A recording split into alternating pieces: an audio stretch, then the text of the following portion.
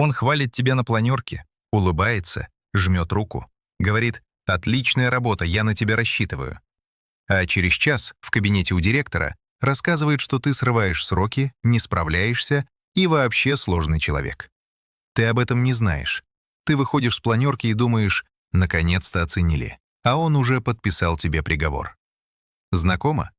Если да, вы столкнулись с тем, что в психологии называют боссинг. Не жесткий стиль управления, не требовательность, не сложный характер. Боссинг — это когда начальник сознательно, методично, день за днем уничтожает одного конкретного сотрудника. И почти всегда мишенью становится не худший, а лучший, тот, кто реально тянет команду, тот, кто умнее, компетентнее и профессиональнее своего руководителя. Звучит абсурдно. Зачем разрушать того, кто приносит результат? Но мозг двуличного начальника работает совсем по другой логике. И сейчас мы разберем, по какой именно. Когда чужой успех — это твоя боль. Вот что нужно понять в первую очередь. Двуличный начальник не злой. Он напуганный. Его мозг живет в режиме осады. Глубоко в височных долях сидит миндалевидное тело, амигдала. Маленькая, древняя, но невероятно влиятельная штука. Она решает, что для вас опасно, а что безопасно. Причем решает быстрее, чем сознание успевает подключиться. Пока вы еще формулируете мысль, амигдала уже нажала тревожную кнопку. У человека, который сидит в кресле начальника, но внутри чувствует, что это кресло ему велико, амигдала работает в режиме паранойи.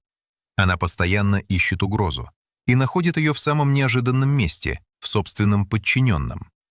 Тот выступил с сильной идеей на совещании. Амигдала кричит: «Он тебя подсидит». Тот получил комплимент от клиента. Амигдала визжит: «Все увидят, что он лучше тебя».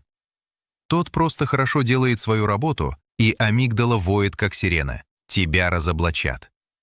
Это не фигура речи, это буквальная нейрофизиология. Психологи Натаниэль Фаст и Сирена Чен из Стэнфорда провели серию экспериментов и обнаружили формулу, которая работает как часы. Власть плюс ощущение собственной некомпетентности равно агрессия. Не власть сама по себе, не некомпетентность сама по себе, а именно их комбинация. Дай человеку власть, и если он при этом чувствует, что не дотягивает, он начинает кусаться. Причем не абстрактно, а прицельно. Бьет по тем, кто напоминает ему о его слабости, то есть по самым компетентным. И вот что самое показательное. Когда в эксперименте участникам давали почувствовать свою значимость, просто укрепляли их самооценку, агрессия пропадала полностью. Это не жестокость. Это паника загнанного мозга, который защищает хозяина от позора. Слепота, которая убеждена, что прекрасно видит. Но подождите. Если начальник некомпетентен, разве он сам этого не понимает? Разве не замечает разрыв между собой и сильным подчиненным? Нет. И вот почему. Дэвид Даннинг и Джастин Крюгер в 1999 году описали когнитивное искажение, которое объясняет это с пугающей точностью. Они назвали свою работу «неумелые и не осознающие этого». И название говорит все.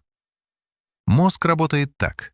Чтобы понять, что ты чего-то не умеешь, тебе нужны те самые навыки, которых не хватает.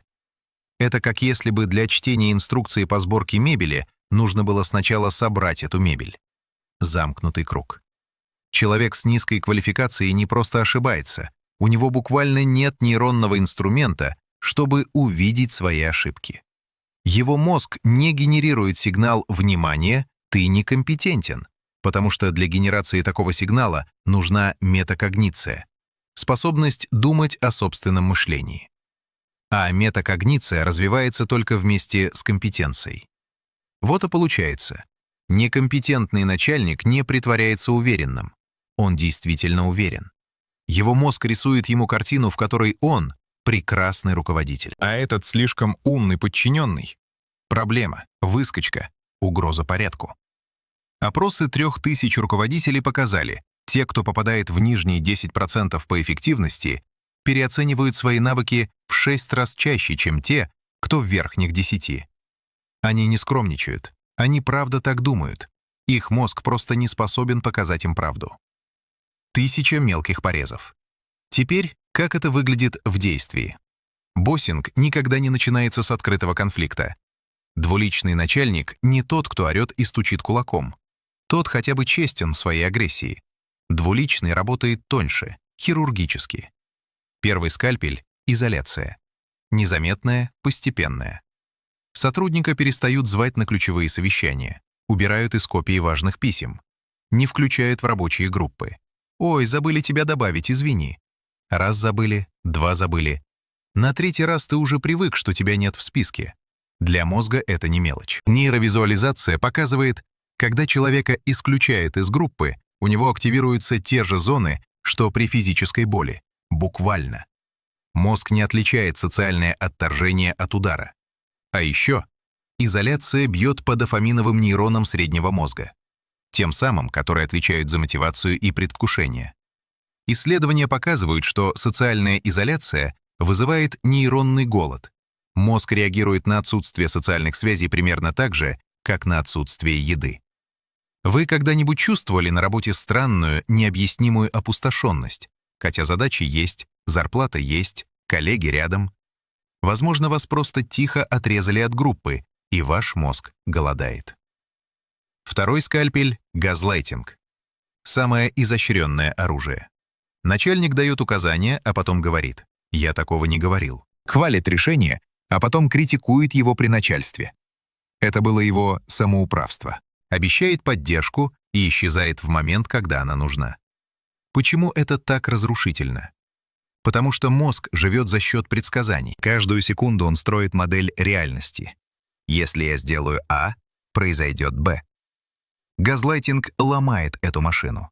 Он создает мир, в котором А иногда ведет к Б, а иногда к нулю. Причем без всякой логики. Мозг не может построить рабочую модель и начинает обвинять себя. Наверное, я неправильно понял. Наверное, я плохо запомнил. Наверное, проблема во мне. Психологи называют это разрушением перцептивного доверия. Звучит как термин из учебника, а по сути это когда вы перестаете верить собственным глазам, ушам и памяти. Когда ваш мозг, который раньше уверенно говорил «я знаю, что произошло», теперь шепчет «а может, мне показалось?». Третий скальпель — кража и обесценивание. Ваша идея звучит из его рта на совещании с руководством. Ваш проект — в его презентации. А когда что-то идет не так, это уже твоя инициатива, ты и отвечай. Это прицельный удар по дофаминовой системе. Дофамин — это не про удовольствие, как принято думать. Это про предвкушение, про мотивацию. Про ощущение «мои действия имеют смысл».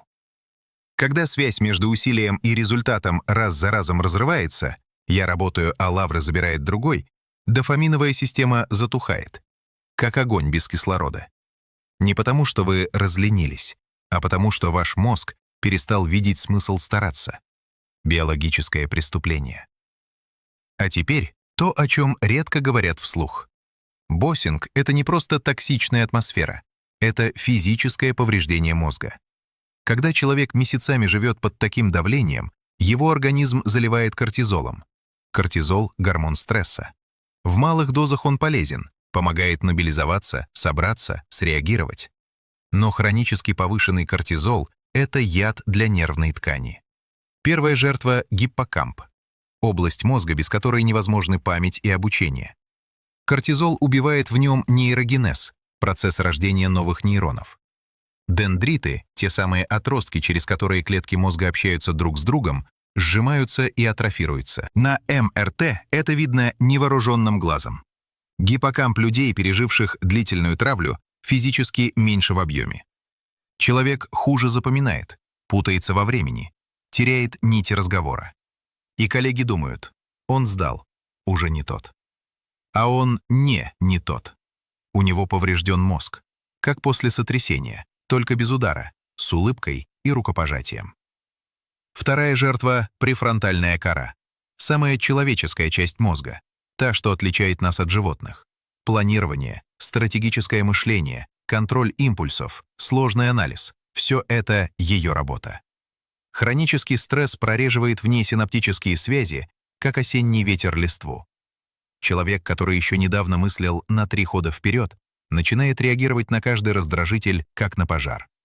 Не потому, что стал глупее, а потому, что его мозг физически потерял часть вычислительной мощности.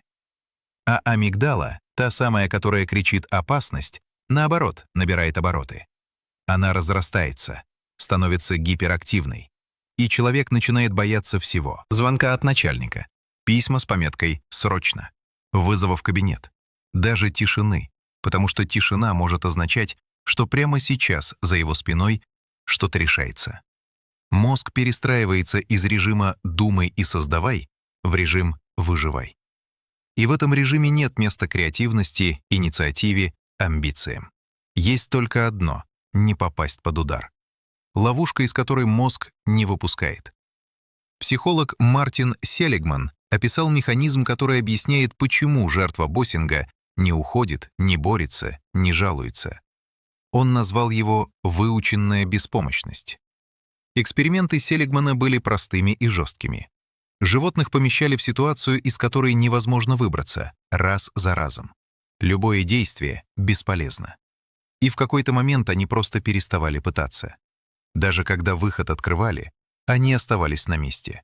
Мозг обновил программу. Действия бессмысленны, не трать энергию. С человеком под властью двуличного начальника происходит то же самое. Он пробовал работать лучше, результаты украли. Пробовал поговорить, ему сказали, что он все придумывает. Пробовал пожаловаться выше, начальник давно создал нужный образ. Он конфликтный, с ним сложно. Каждая дверь захлопывается, и мозг перестает стучаться. Человек, который полгода назад фонтанировал идеями и брался за любую задачу, теперь молча сидит, делает минимум и старается быть незаметным. Не потому, что он сломался как личность, а потому что его нервная система выучила. Инициатива наказуема, усилие бесполезно, надежда опасна. И вот что страшно. Эта программа не стирается, когда человек уходит. Она едет с ним на новое место. Новый начальник, нормальный, адекватный, говорит: «Предложи идею», а мозг отвечает: «Нет, в прошлый раз за это наказали, лучше промолчу». Это не лень, это шрам на нервной ткани. Почему он знает, куда бить? Есть популярный миф: агрессоры не понимают чувств других людей. Мол, у них нет эмпатии, поэтому они причиняют боль, не осознавая этого. На самом деле, часто наоборот. Исследования темной триады личности — нарциссизм, макиавеллизм, психопатия — показывают парадоксальную вещь. Многие из этих людей обладают прекрасной когнитивной эмпатией. Они виртуозно считывают эмоции, чувствуют, что вы уязвимы, видят, где тонко, знают, какое слово ранит, а какое даст ложную надежду. Но при этом у них снижена аффективная эмпатия, способность разделить чужое переживание. Разница принципиальная. Когнитивная эмпатия говорит: «Я вижу, что тебе больно». Аффективная добавляет: «И мне от этого тоже больно». Когда второй части нет, остается чистый радар без тормоза. Снайперский прицел без совести.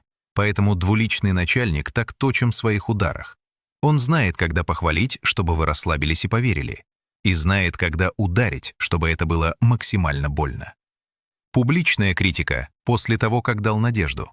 Отстранение от проекта после того, как ты вложился в него полностью. Это не случайность. Это мозг, который считывает чужие эмоции как данные и использует их как оружие. Почему все молчат? Вот что бесит больше всего. Все видят. Коллеги видят, HR видит, вышестоящее руководство, если не слепое, тоже видит. Но никто ничего не делает. Почему? Потому что мозг каждого из них решает одну и ту же задачу — не стать следующим.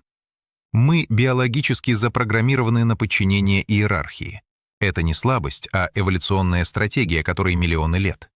В стае приматов бросить вызов вожаку — это риск изгнания, а изгнание из группы для наших предков означало смерть. Мозг до сих пор работает по этому коду. Амигдала коллеги, наблюдающего за травлей, отправляет простой сигнал: «Молчи, не лезь. Ты в безопасности, пока на тебя не обратили внимания».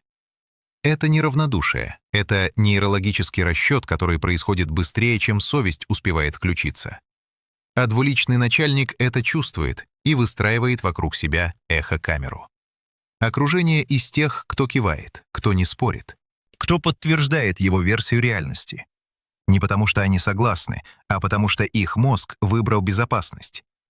Так, вокруг токсичного лидера образуется вакуум молчания, в котором любой протест звучит как сумасшествие. Да все же нормально работают, только ты жалуешься. Может, проблема в тебе? Ловушка зависимости. Ну так уволься, говорят друзья, родственники, все, кто смотрит со стороны. Звучит логично. Но мозг жертвы живет в мире, где логика давно перестала работать. Нейробиология описывает это как двойную связь. Начальник одновременно источник угрозы и источник ресурсов. Он тот, кого надо бояться, и тот, от кого зависит зарплата, карьера, рекомендации. Мозг не может просто отключить один сигнал и оставить другой. Он получает два противоречивых приказа одновременно — «беги» и «оставайся», и зависает. Как компьютер, которому дали две взаимоисключающие команды. Добавьте к этому разрушенное перцептивное доверие, выученную беспомощность, истощенную префронтальную кору, и вы получите человека, который честно не уверен, что с ним вообще происходит что-то ненормальное. Может, он правда не справляется? Может, он правда слишком чувствительный? Может, на новом месте будет точно так же, потому что проблема в нем самом? Это не наивность и не мазохизм. Это мозг, которому систематически ломали способность оценивать реальность. И он работает теми инструментами, которые остались. Последняя ирония. А теперь самое горькое. Двуличный начальник уничтожает сильного сотрудника, потому что его мозг орет. Он угрожает моему месту. Но этот сотрудник — единственный, кто прикрывал начальнику тыл, кто тянул результат, который начальник выдавал за свое умелое руководство, кто молча спасал проекты, которые начальник молча проваливал. Когда этот человек уходит, сгорает, увольняется, ломается, начальник остается голым, без подушки, без страховки, один на один со своей некомпетентностью, которую больше некому прикрывать. И тогда он находит следующую жертву, потому что амигдала не перестроилась, потому что метакогниция так и не включилась, потому что его мозг по-прежнему видит в чужой силе свою угрозу.